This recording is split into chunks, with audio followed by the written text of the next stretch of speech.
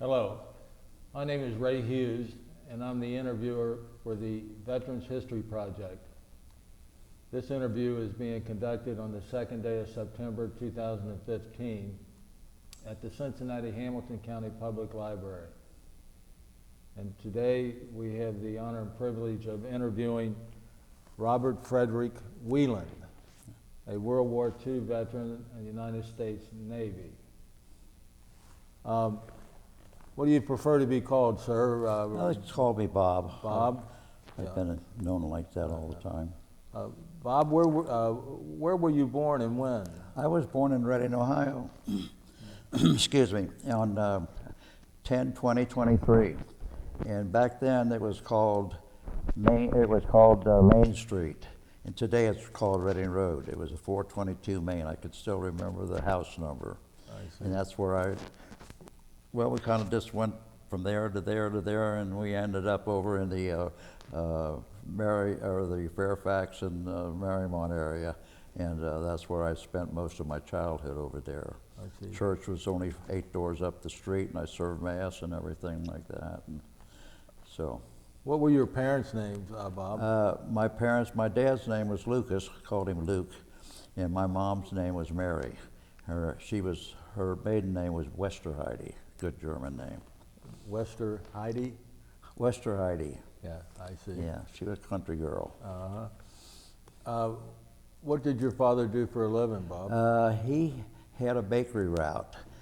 He drove for Dolly Madison Cakes for a while, and then he had his own truck, and we would go we'd go to a ball game on a Sunday afternoon out there, and then he would take us, and he would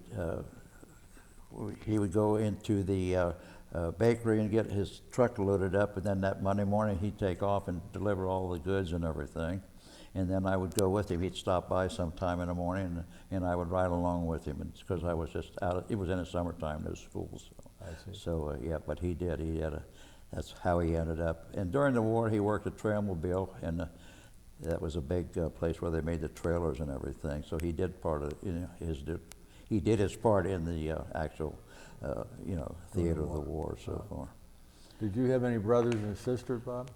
Yeah, I had one sister, and she just passed away a couple of years ago, and she lived by herself and so forth. And but that was it. Just we weren't on top of one another. She was way on one end, and I'm on the other. So if I was driving out that way, I'd stop in and see her and everything. But she did pass away just in 2011. She was 82 or 3, something like that. Any brothers? No brothers. I see. I think there was one miscarriage along the way, and there was a boy, and that didn't happen. I see.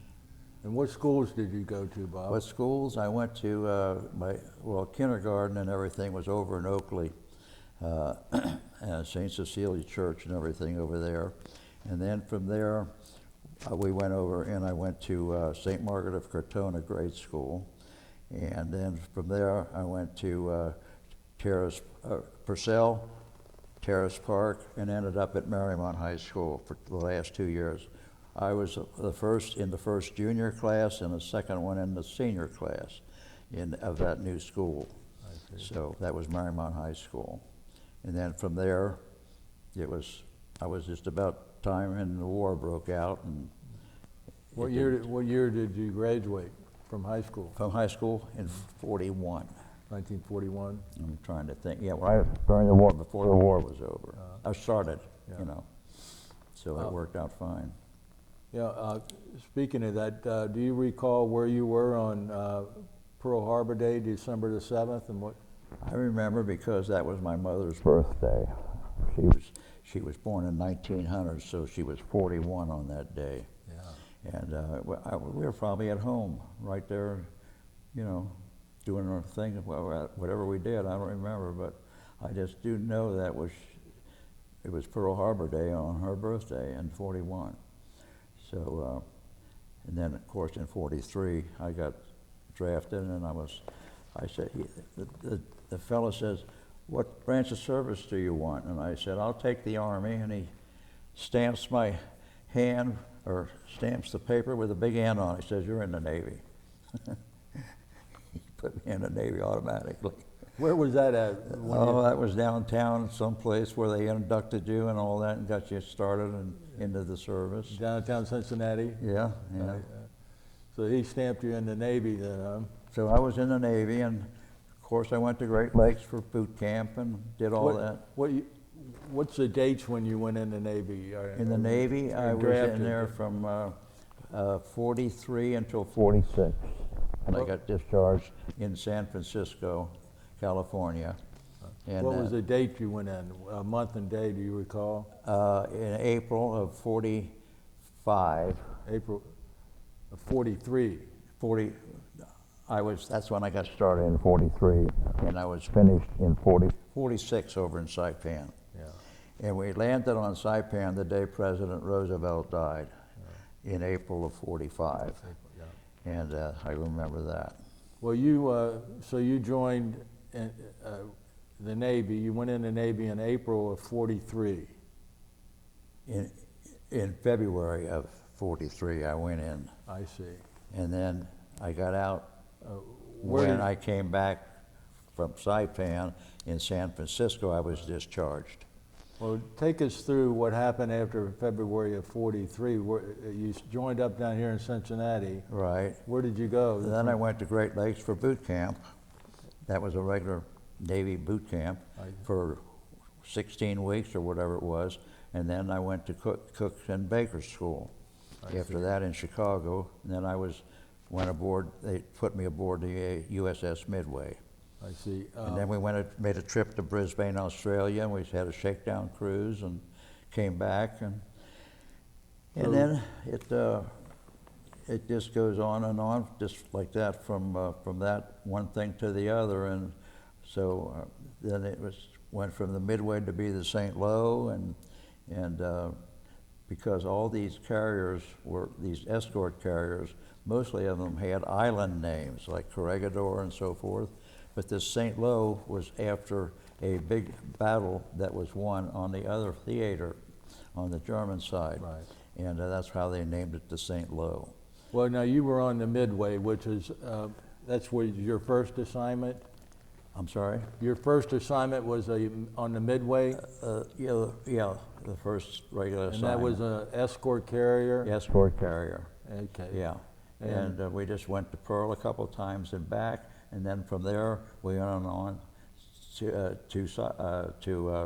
Brisbane, Australia. What were you doing down in Brisbane? Oh, well, we just took a load of aircraft down there is all. They had 100 planes with the wings all folded up and everything, and we just dropped them off in one day, and we went to the theater that next day, and then we came back through Pearl and ended up at North Island. Did you spend any time at Pearl Harbor? No, just a layover type of thing. I see. Couple days, refuel and whatever we did. So. Did you spend any time down there in Australia? No, just a day or two. Just a day or two? It was just to deliver the aircraft, and then we turned around and came back. And you said North Island. Where's North Island? That's in San Diego. Big naval base. Mm-hmm. That's where they all tied up, and that's when they start giving these. There were 6 or 7 of these carriers in there, and they were getting all repainted in camouflage paint. And I thought, well, maybe there's something really going to happen, you know. So, but in the meantime, our supply officer came in and said, "Does anybody want to transfer? We're over complimented in 3rd class, 2nd class." And I just stuck my hand up and didn't really realize. And he said, "Okay, we'll stand over there." So 3 or 4 of us took off, and we went into OGU, outgoing unit, waiting to be reassigned to something. So then I got assigned to what they called a Carrier Aircraft Service Unit, CASU 47. They issued you a full pack, a carbine, and your job was to go in after the island was secured and overtake it, and then feed all the fellows that were working on the airplanes off of the carriers. They'd fly in there instead of just trying to hit the carrier out there in the rough waters, and then they'd fly back out and do whatever they did. And so, and then of course, I thought, well, I'll just go along with this thing, and all of a sudden, I got transferred to this cashew outfit, and went out in the desert and trained. We were supposed to train for 6 weeks or 6 months. That's how it ended up. Well, all of this is happening. This Midway ship that I just got off of Right. is doing battle at Saipan, trying to secure that, and also Tinian, which is another Mariana island. So I didn't really realize that. So when we were getting ready to go on our actual trip after all this business in the Mojave Desert, Let me interrupt you there. What'd you do in the Mojave Desert? And how long were you there? we were there for about 5 months, training just to get us acclimated to island life. And that's why they took us out there in the desert. We really didn't do anything, nothing that we could even, we were just out there and waiting to be shipped over there for our probably the final thing, to Saipan. And we didn't know, they bring us spotted. That's when I found out that this ship that I was on was sunk in the Philippines. Right at my battle station, Port F, it took a 500-pound kamikaze. Now, what was that ship, though? I'm sorry? What was that ship? Where was what trip? What was the ship? Oh, the ship. That was Yeah. the USS Midway at that point. Still the escort carrier, but then at that point it turned to the St. Lo when the big one came out. In other words, it was a up-to-date, big, huge carrier, not an escort. But there was 6 or 7 of these, or 5 or 6 of them in the port and getting all this camouflage. So they renamed the Midway the St. Lo? Exactly, right there. Is that, yeah, Yeah. I see. And that's after you got off of it? That's what I got off of it. No, it was named that. It was named before I got off of it because I recognized CVE 63. That was our number, Carrier Vessel Escort. Right. And it was 63. And that was the St. Lo. And I said, that's the ship I was on. And it got sunk in the Philippines. And I just thank God for that I wasn't on it. How was it sunk, Bob? How much? What happened? How was it sunk? It was sunk by a kamikaze finally. It took a 500-pound kamikaze, Port F, right where my battle station was. Mine was at general quarters. My job was from half a deck lower to pass ammunition up to the 20-millimeter gun. And of course, I never got to do that, just in practice. Right. They would shoot at the sleeves and everything and practice that. But that was about it. I mean, there's nothing but that, really. I see. So, but So- it took a very, very, very bad hit. They lost probably 200 or 300 men on that when that hit, because it hit, and then it hit in the magazine area of our ship, or my used-to-be ship. Right. And it was just a ball of fire. That's what I read all this later on the internet.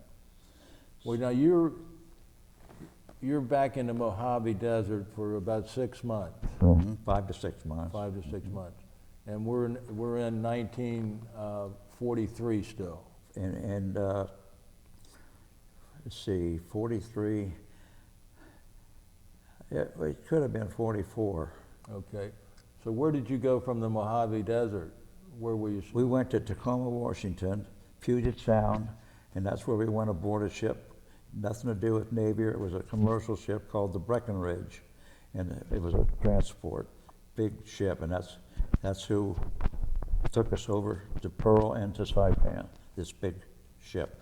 So you went from Tacoma, Washington on a commercial ship. That's where we went aboard a commercial ship, and they took us No, you on were the river. There was a river that Puget Sound and in there, and they took us out, and we went to Pearl, and then from there we went on to Saipan. We didn't know where we were going, but that's where we ended up. Do you recall when that was? What the dates were about? I remember when it was the day that President Roosevelt died in '45, When you when left? we landed in Oh, Saipan. when you landed. So that's Yeah. April the 12th. That was exactly the day he died, Franklin D. Roosevelt. Right. So you landed in Saipan on the 12th of April, 45. Yeah, that's approximately, Yeah. that's true. Yeah. And we stayed out there, and cooked and baked for 600 people that took care of the airplanes and so forth, and the pilots and everybody. You were stationed on the island itself then, on Saipan? Yeah, stationed there. I had lived in a Quonset hut and had our own locker and everything, and write letters home and whatever we did. What airfield were you on? Whatever. Were you on an airfield? Airfield, it was called Marby Point. Marby Point? Marby Point. That was the name of the whole area. It was on the tip of the island. There was signs all over, danger, chaps, keep out. So it was secured though, but we never had any problem with any of that. So we just really enjoyed it. It was just like vacation out there, because it was all, not a woman in sight, not a woman, never. They did have some people come over from the States and visit us and had put on a show one time. Yeah, I can't think of the name of the actress, but she was very popular at that time. But anyway, that was the only time I ever saw a woman in a year. We was there about a year. I see. And we took the ship that we went back home on, and we landed in San Francisco after Pearl. Then that particular ship, everybody would be on that port side if it was there, and then the ship would left, and then if it go on the other side, the ship would list this way.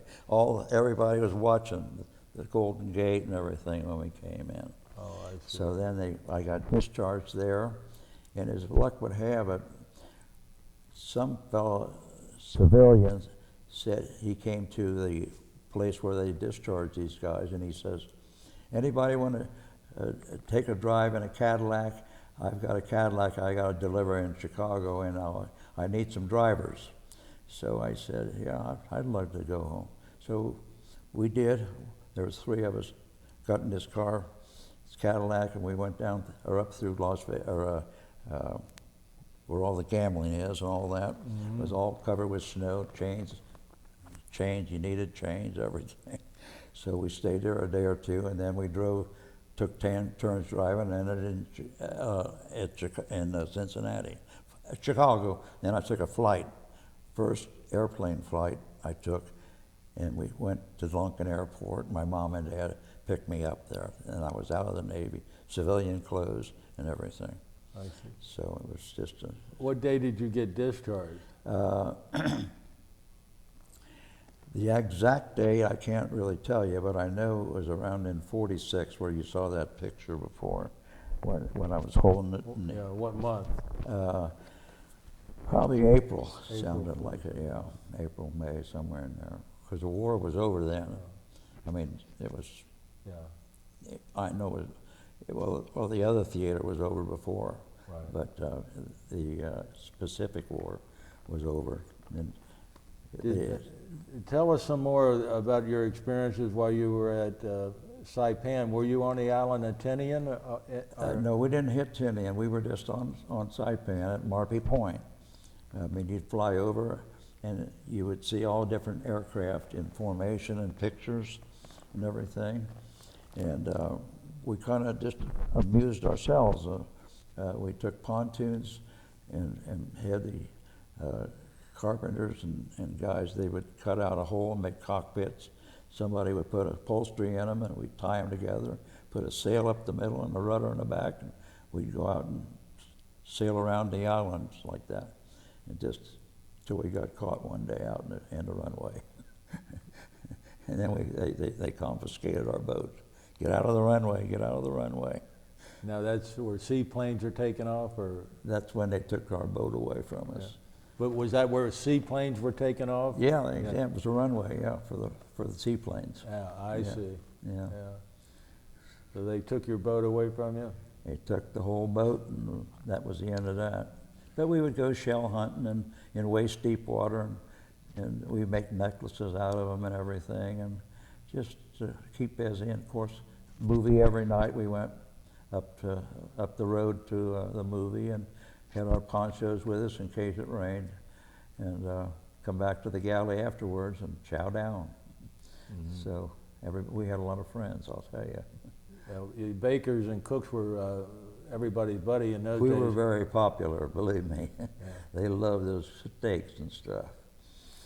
So you're cooking on shore at this time? You're Yeah, not we're over on Saipan Yeah, all the time. yeah.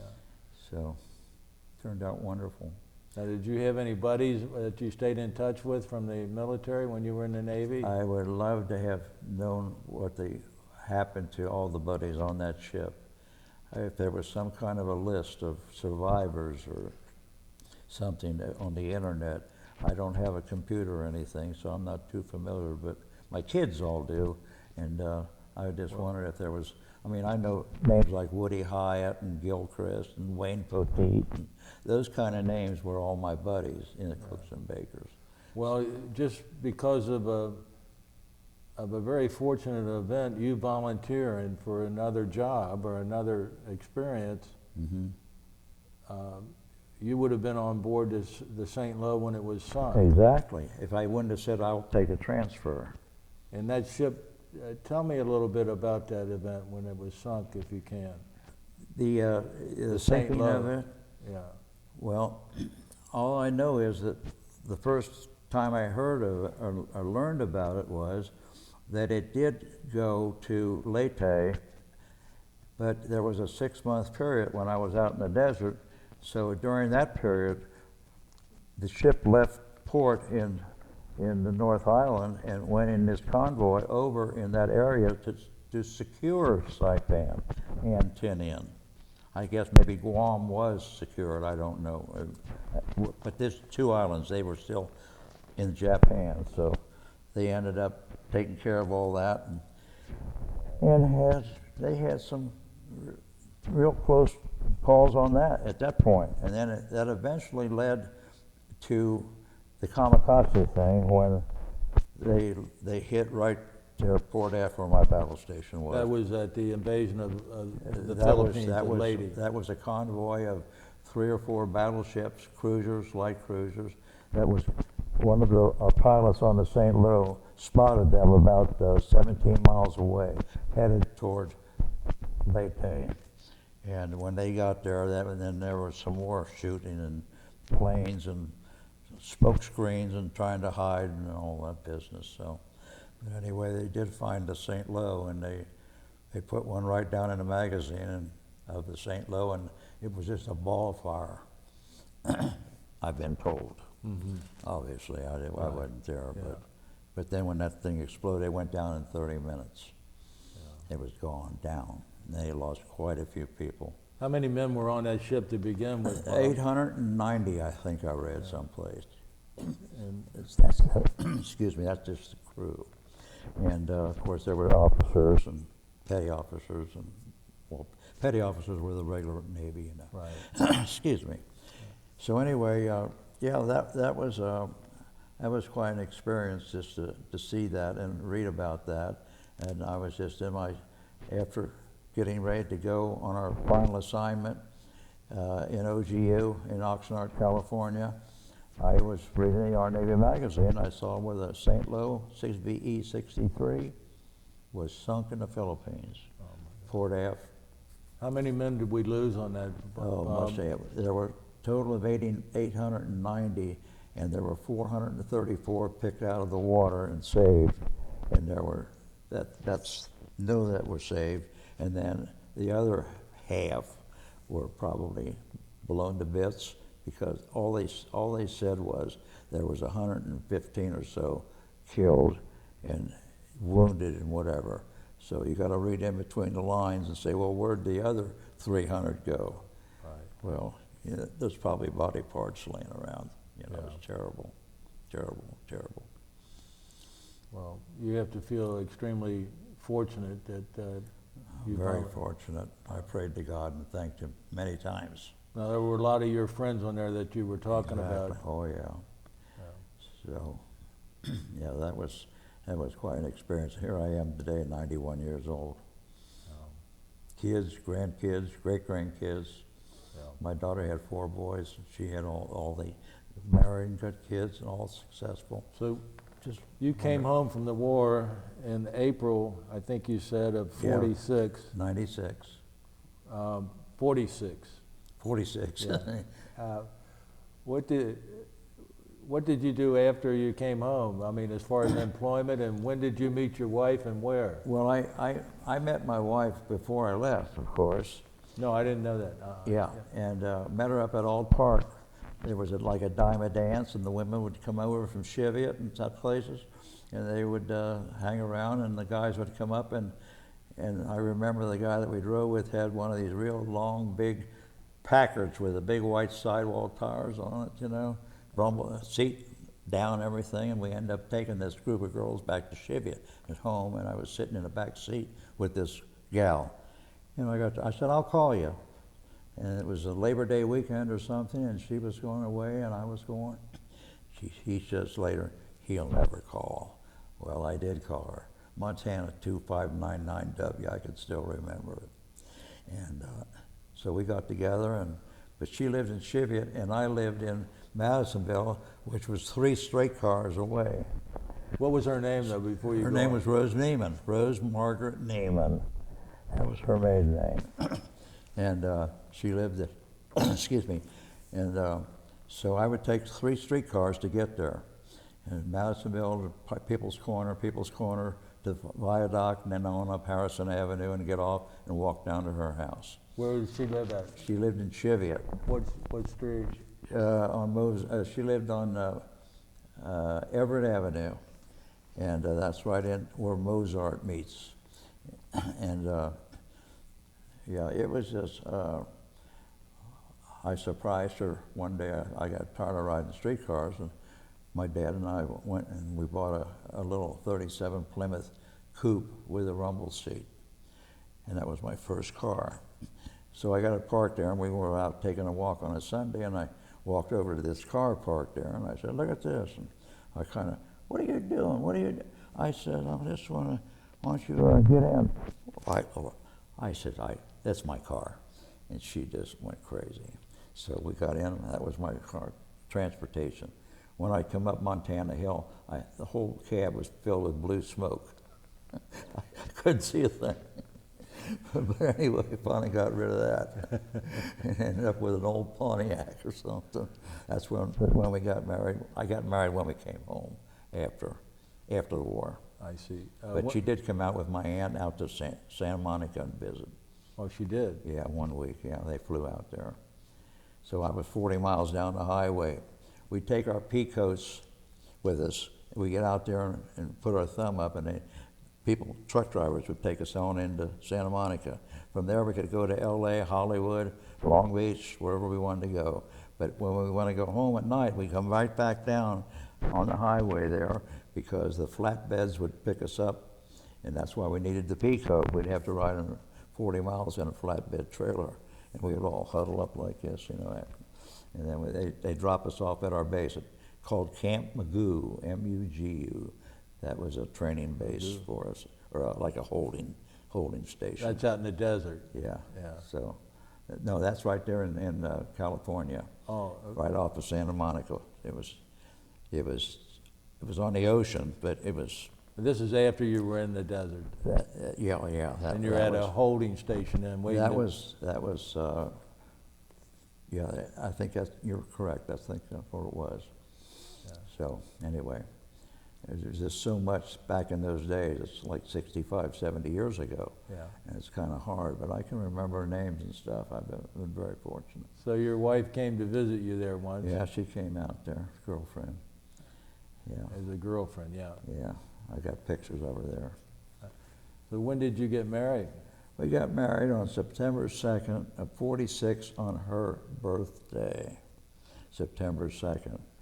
That's the same date as on today. The same exact date as we got married, and that was her birthday, on her 24th birthday. I was still 22 until October, so I was a year and a month behind her, younger. But we got married there in Cheviot, and honeymoon and the whole bit. So, and we were married 57 years, and she passed away in '02. And went to bed one night and didn't get up. One of those. Yeah. We were in Columbus the night before. Had dinner and everything with one of our grandsons and everything. Came back. She went up to bed. I came up later. She was fine.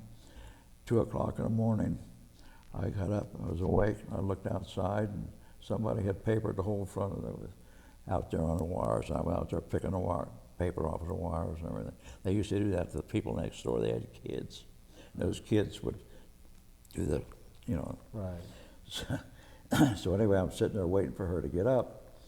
She never came down, never came down. Every day of her life, I fixed her a grapefruit. And that was, I had it all ready to go. So about 9:30, I says, I better go up, and there she was. She was on her back with her arms crossed, and I picked her up. Excuse me. Yeah. No, it's all right. I'm sorry. It's a tough. So That's all right. That's all right, Bob. Yeah, that's all right. That's good. Don't worry about that. So anyway. Bob, did you? How many children did you have? I had 4. Nancy was the oldest. I've got them all documented on those papers. Nancy, Bob is the oldest boy, and then Ron, and then Steve. And they're all in their 60s. One, and he'll be 60 in another couple of weeks. And the oldest is 67. Nancy was the first. She was born on Flag Day, June of 14. You know, we didn't talk to when you came home from the service. What type of jobs did you have? What'd you do for a living? Well, I wanted to be a carpenter, and I got a job for $1 an hour, and I had my first paycheck. I only worked 9 hours, and I still have the receipt today. That was the payday the following day.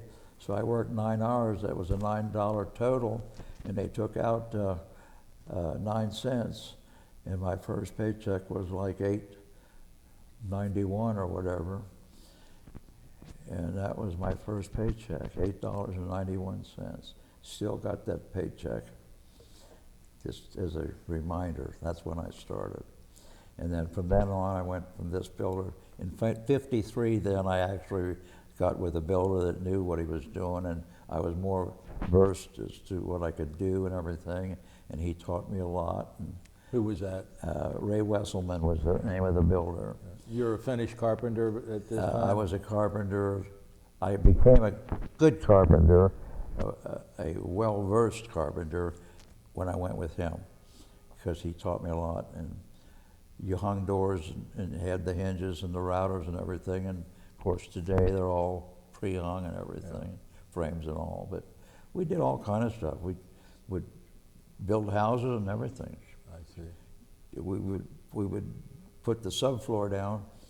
First of all, we would pour a foundation. We would use 1x6 tongue and groove, and we'd build the forms and build a ramp around so we could pour it, put steel and everything in there. And then after that, we kind of just would build, and I would be nailing the subfloor down with my boss, and he would want to race to see who could get across the line. He was no dumbbell.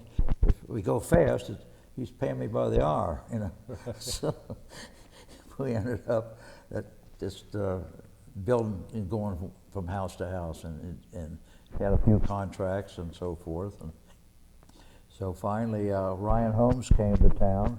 I worked for another builder then after that, Paul Brothers, and they were very well known and built wonderful, good houses. And so I'd be out on the job and running and supervising, getting the subs and everything. And so finally, people would come in from out of town, and we had a couple models that were finished, and I would show them around and everything. And I said I could set something up with Mr. Paul in the morning if you want to come back. So anyway, they ended up buying the house. So Alan Paul says, he talked very slow. He says, "That was a good job, son." I said, "Well, what kind of commission you paying on those houses?" He says, "I really hadn't thought about it." I said, "Well, I'm thinking about it." He said, "Well, put the shirt and tie on and come on out every day." He says, "And you can be my salesman." So I did, and I think I sold 6 houses in the first 2 weeks. It was just unbelievable. Oh my And then I sold that for a while. Then Ryan Holmes came to town, and I thought, well, I'll go back into construction and help build them. And they said, "No, we want you in sales." So I went with Ryan home for 14 years and sold. And in 72, we had about 90 salesmen in different cities all over. New York, Buffalo, Rochester, Dayton, Cleveland, whatever. And I sold 120 houses in 1 year, and I was at the top of that 90 year for about 2 months or so. Then I kind of went down, and finally, after 12 years, I left, and what did I do? I don't remember what I did, but I left. I think I kind of retired at about that time, but I would build a deck here and there for the people next door, or I would, and they'd see one, and then their neighbor saw one, and then toward the end, I would pick and choose. I wouldn't drive farther than across the street. So I would just build deck, and that was just extra money, for me, because I was on Social Security by that time. Right. So that worked Now, out. you got a retirement also from Oh yeah, Ryan? I got a retirement. I from Ryan Homes. Yeah, you had to be vested 12 years to get 100%. Yeah. And the first 8 they took 5%, and then the other 4 was 15%. Right. So after I had my 12 in, and I collected probably over 100,000, something like that, to kind of live on, and gave it to my son. He acted like my banker, put it in his savings account or whatever. He would pay me. He put interest down. He had the brains. He was smart, money man. Sure. And today he's a millionaire, by the way. Sure. He's on the stock market with a computer. He carries it everywhere. Yeah. But he's taking care of me, and all that other 100,000 went down the tubes, gone. So he would pay the taxes, he would pay the insurance, he paid everything. Paid my rent the first 5 months, $850 he would just lay out there to where I'm renting right now. That's why we sold the house and everything, and so now it's closed and everything, and now he doesn't have to support me anymore. I can support myself. Yeah. Because I'm probably in there for about 120,000. As is house, it needed a lot of work, and that's the way we sold it. We were tired of doing this, and new roof and all that. We didn't do any of that. So it was quite a deal. Brian, do you have any questions? Yes. So Bob, how did you end up being assigned to go to Baker School in Chicago? How did I do that? Why did you pick to do that? Well, I don't know. I just like to work around the kitchen at home and everything, and that would be something that I think I would like, and I didn't know what other theater to do, and I really enjoyed baking and messing around with cooking stuff, and so I remember we went there 16 weeks in there, and we had a little Filipino that taught us. His name was Braulio Reyes, R-A-I-Z. How you can remember those names, I don't know, but he was a little character. He'd chase all those women into the icebox all the time. Was it in Chicago, North Side. In Chicago, what kind of school? Was it a military associated school? It was just a cooks and bakers school, or it was like a restaurant type of thing. I don't remember exactly what they actually did, but I know there were women in the kitchen and everything, and this Braulio Reyes was the one that taught us how to bake and whatever we did, and I didn't know the background of the whole unit, what they were doing it in. I just knew that he taught us, How many, when you were going there, how many other Navy guys were being taught? None that I know of at the school at that time. I was the only one that went to 16 weeks, then got assigned to the Midway after that. But the Navy picked that school for you? I don't recall who picked it, but they just took me there, I guess, and they told me on the north. Say there was no south side, or else you're in the lake. It's all north side Chicago. Yeah, where was it in relation to, say, downtown Chicago, like the Loop? Were you close to the heart of? Was the cooking baking school near the heart of Chicago? Or was it outside? Oh no, it was in the north side of Chicago. It was out probably about 10 miles or so out someplace in the north end of Chicago. And And how long were you in there? 16 weeks. And where were they putting you up at? They had well, we were in our regular base where we had our own house or apartment or something where we were, and we would go there, and we didn't stay at the restaurant or anything. We just go back to our houses and just come report every morning or something, you know, for our training. And we went through the whole thing, and when I was there 16 weeks, they said, "You're finished." Then they put me OGU, and they put me on that ship, the Midway. So when you were on the Midway, was that one of your assignments to be like a? That was the assignment, my first really assignment in the Navy as far as being part of a unit of some kind. But were you cooking, baking on the Midway? Exactly, yep. I was just baking. I wasn't a cook, I was a baker. Cooks and bakers were separate. And we baked everything, cakes, everything. We used to hate to clean the big round bowls and everything, and we'd sign the helpers.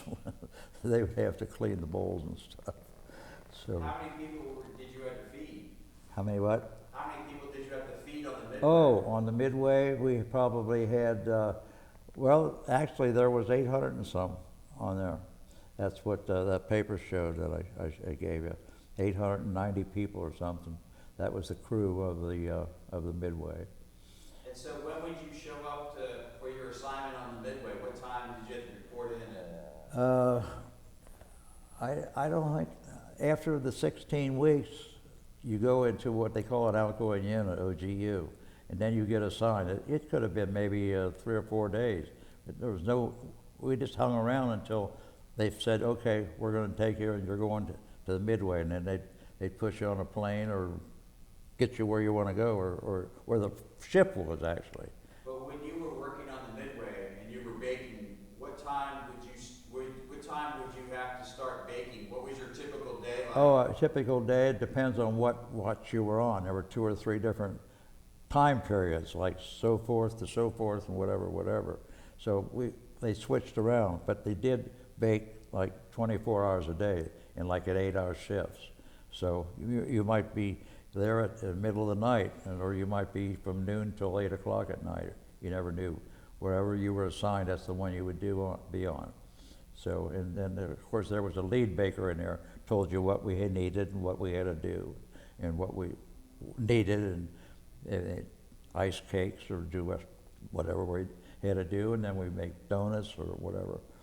And that was my first job. When I came home, I went to a bakery and didn't last but 2 weeks, because this guy was a efficiency expert. He would cut up a cherry in 4 different places and place it on the cake to indicate that it was a chocolate cake. A cherry in 4 pieces. I says, okay, that's enough for me. And I had to do 20-some donuts and turn them over. If I didn't do 20-some donuts and I did only 18, I'm losing money for him. So I said, well, I think I had enough of this. And lasted about 2 weeks. And then I went home and started getting into the carpenter end of it.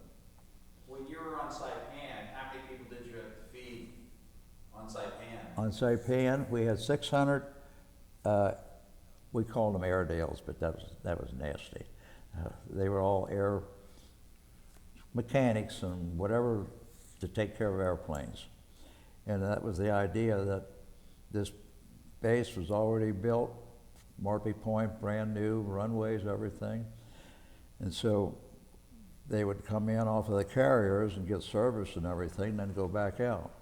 And we could have pictures of them flying in formation, just maybe 4 of them in a row. And we had all these pictures. And just a little story on the side, after the war was over with everything, I had all these pictures from my photographer's mate and in my possession, not at my apartment or home or wherever. And we met a fellow in a department store that happened to be in Saipan at that same time I was. And I said, well, maybe he was an ex-American flyer. I mean, he was a pilot. commercial. And he was over there in Saipan flying one of these ships. So I said, I've got some pictures of formations and so forth, and I've got them, and I'll send them to you. And maybe one of them is your ship. You know, I went home and got, 7 or 8 nice pictures and all different. Never heard a word from him. I said, well, thanks anyway. So I got rid of some nice pictures.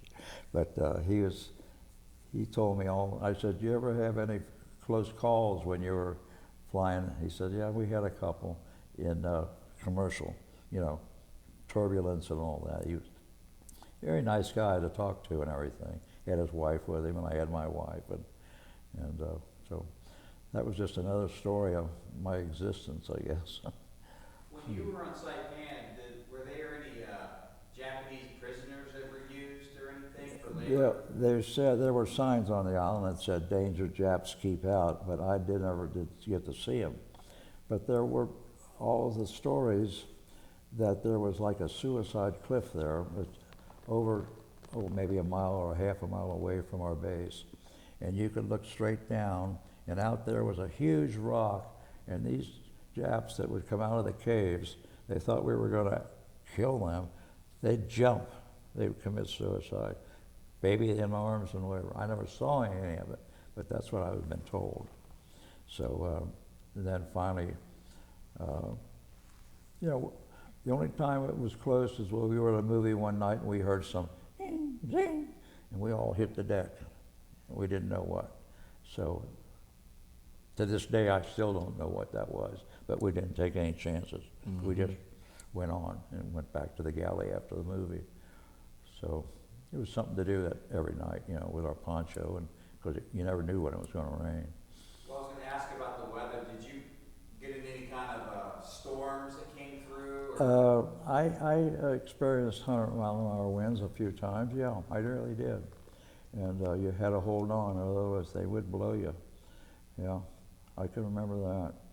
I remember standing on a street when I was in L.A. on Liberty, and standing next to a drugstore waiting for something, I don't know where, and the ground started to shake, and it was a little earthquake. I said, whoa, this is different, you know. But it wasn't anything big or number 5 or 8 or whatever. It was just a short one, but it's a little funny feeling to be going through an earthquake, you know.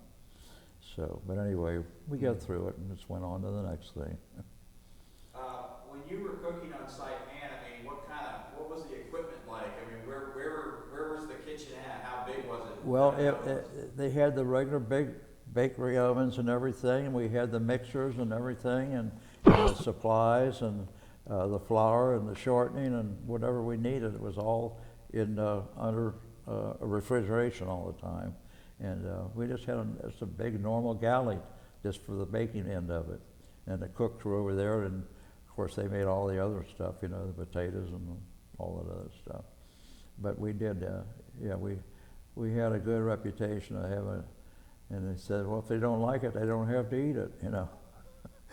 But they ate it, believe me. Did you work in shifts on Saipan?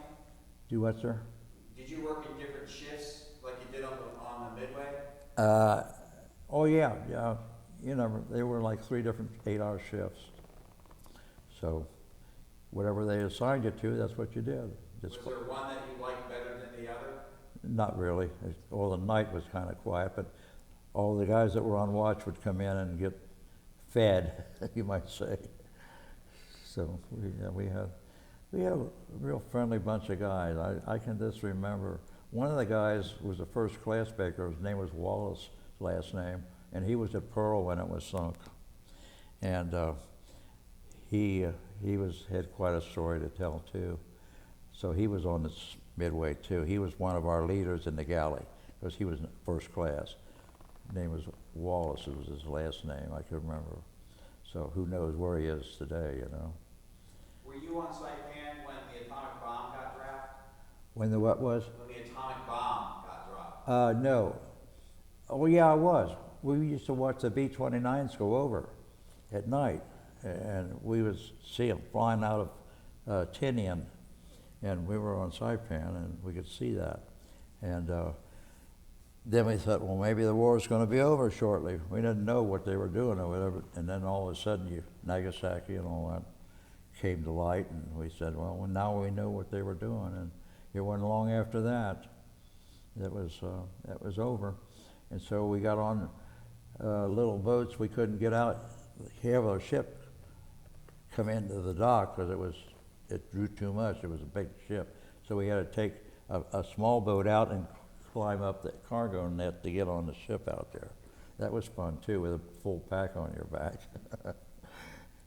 So now we came on through, and we landed in San Francisco. And I used to tell my wife that I was over the bridge, and I was under the bridge, and I was on the bridge. That's San Francisco, Oakland Bay Bridge, they call it, I think.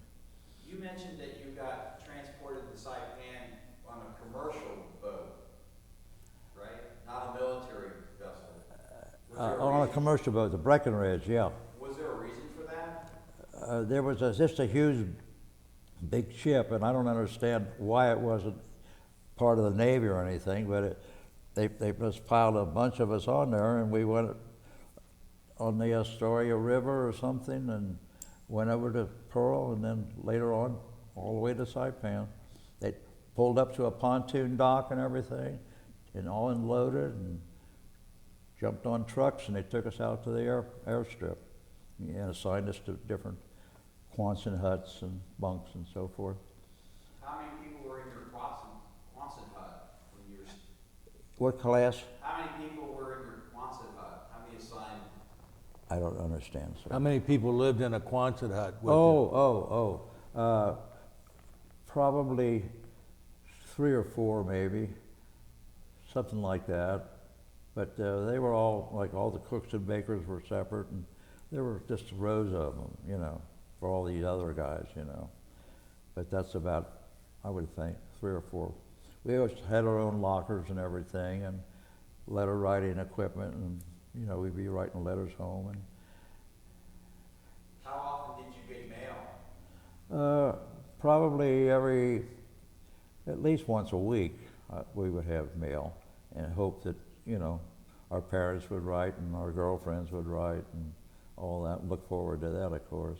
That was very interesting. So. I think that's all I got. That's all. You know, I forgot to ask you before, did your wife work, or was she stay home and raise the children? No, she was working at a plant, Du Bois Soap Company she worked. And when we got married, there was no apartments available anywhere. So we ended up in a house that was probably, I don't know, it was a huge house, and it was back a driveway, and this house set in a clearing. And over to the left, there was another house, but it had all kind of odd things like snakes and so forth. So I said, well, I don't know. It's a place, $35 a month. 3 families could live there. The owners lived upstairs, the whole upstairs. We had half, my wife and I. We had the original living room with a big sunken mirror into the floor and fireplace, stairway to go upstairs. And then the other 2 rooms they made a kitchen out of, and the other one they made a bedroom out of it. Well, and then the other half, civilian a couple lived in that. They had the original den and a fireplace in there, and they had the original kitchen and all that. So half upstairs, or quarter, half upstairs. 1 bathroom. So we'd go out at night, and we would all chip in on the coke at that time, coal, for the furnace. And every time we would get it going good, they would go down and cover it up and try to save, and it would be cold in there. Well, we had a brand new baby after 9 months and 12 days. We had a baby after we were married. So we had to go back to her mother's house for 6 weeks. It was so cold in there. We put the baby to bed in her snowsuit. Well, today she's 67 years old, that baby. And then we go back and we finally got out of there. But they had a girl, Jimmy lived in this house upstairs, the owner, and he married some gal from down someplace. And so they had a daughter. Well, she couldn't stand us, and she would tell us, "Drop dead." I said, "Ooh, that was kind of strong, you know." So she wasn't taught manners, let's put it that way. But anyway, we finally got out of there, and I started to build my first house. We bought the lot, and I started building it, did the foundation and everything, and joist and subfloor, had the bricklayer come in, set the windows, ran all the partitions, the roof rafters, shingled it, did the retaining walls, I did all that by myself. Well, I had a helper. My buddy helped me, and then I helped him build his house when he was ready to go in a house. He was in an apartment across the street. Today, that unit is still there. People have bought, and it's unbelievable. They got a whole subdivision back there now, Wasego Trails, and there's houses all over back in there, but this house stands out. It's on the corner. So this gal I've been going with for the last 10 years, we stopped in there one day, and I told these people that I used to live here, come on in, come on in. They had that thing unbelievably gorgeous. I mean, they had the mirror out of the floor, they added this and that, and they put a 2-car garage that's unattached, and it just couldn't be nicer. His name was Paul. And so the other day I had my son in town. We had a wedding, and we had my wife's sister, 90 years old. We had a cruise the other night on Sunday on the river. We had 17 people from California and Texas and everybody. So anyway, we ended up just enjoying all that, and then we finally said, well, this house, I drove by and showed them where we used to live, and they had it painted and immaculate, but I didn't see the people. It looks like they might have been on vacation.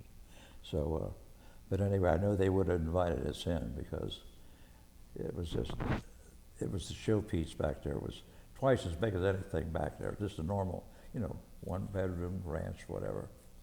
So back in those days, it was 2421 Beachmont Avenue. And you remember that, driving back the 2 ruts to get back to that one house. That was my first rental. You'd go to Alber's then for $5, and you get everything for 2 for a whole week for $5. That was it. And of course, it went from something to Alber's, went out, and so Kroger's are in there. That's all changed now. That's 65 years ago. So Yes. Very interesting just to have a place to live instead of going down maybe on Eastern Avenue at that time, That's the only other choice you had, if there were anything available, which there wasn't, So. Well, Brian, do you have any other questions? Well, I was just wondering, Bob, what was it like to date a girl being from the east side who was from the west side? I was more or less from the north side, really. You mean where I lived? What's the difference between the west side and the east side? Did you have any difficulty dating somebody from the west side? Did you have any difficulty dating someone from the west side? Oh, we met at Alt Park.